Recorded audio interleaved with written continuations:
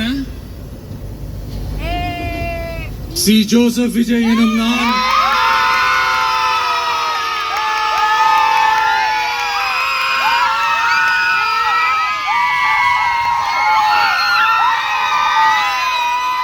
சட்டப்படி அமைக்கப்பட்ட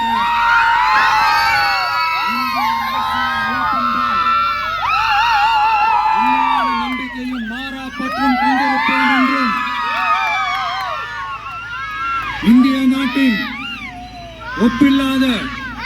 முழு முதல் ஆட்சியையும் ஒருமையையும் நிலை நிறுத்துவேன் என்றும் தமிழ்நாட்டு அரசின் முதலமைச்சராக உண்மையாகவும் உளச்சான்றின்படியும் என் கடமைகளை நிறைவேற்றுவேன் என்றும் அரசியல் அமைப்பிற்கும் சட்டத்திற்கும் இணங்க அச்சமும் ஒருதலை சார்பும் இன்றி விருப்பு வெறுப்பை விலக்கி பலதரப்பட்ட மக்கள் அனைவருக்கும்